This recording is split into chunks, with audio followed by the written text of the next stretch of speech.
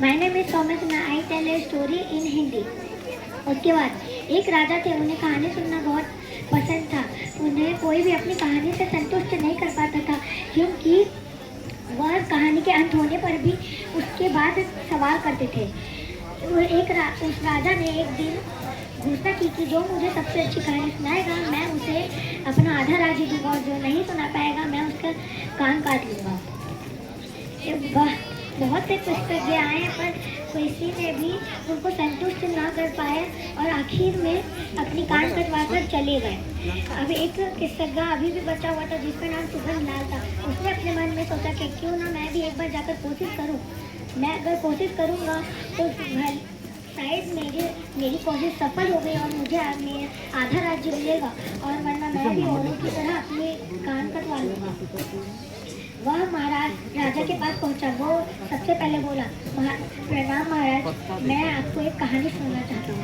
राजा बोला, ठीक है, पर तुम्हें मेरी शर्त मालूम है ना कि अगर कहानी सुना लिए तो तुम्हें आधा राज्य मिले, और अगर नहीं सुना पाए तो तुम्हारे कान कटेगा।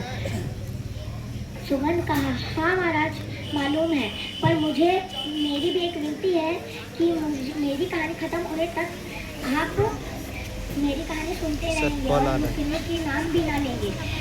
महाराज बोला कि ठीक है, मुझे तो ऐसे ही व्यक्ति की जरूरत थी। सुगंध ने अपनी कहानी शुरू की। यहाँ से बहुत दिन पहले एक बहुत अजब देश था, जो इतना बड़ा था कि एक छोर से दूसरे छोर तक जाने के लिए 6 महीने लगते थे। वहाँ की जमीन बहुत उपजाऊ थी। वहाँ पर धान बोया गया। धान बोते ही इतना ज़्यादा धान हो गया कि धान की रखने की जगह ही ना हुई। तो वहाँ के राजा ने तभी 6 बखेरियाँ बनवाने की आदेश दी। बखेरियाँ बनकर तैयार हुई तो उसमें सारे धान को भर दिया गया। अब एक तिनका तक जाने की जगह नहीं थी बखेरियों। सभी टिड्डों ने झुंड बनाया और झुंड बनाकर बखेरियों के चारों तरफ ढूंढने लगे और सुराग ढूंढने लगे। उन टिड्डों को एक सुराग मिला, लेकिन वहाँ तो और ज़्यादा धान भरा हुआ था। वहाँ पर और ज़्यादा धान भरा हुआ था।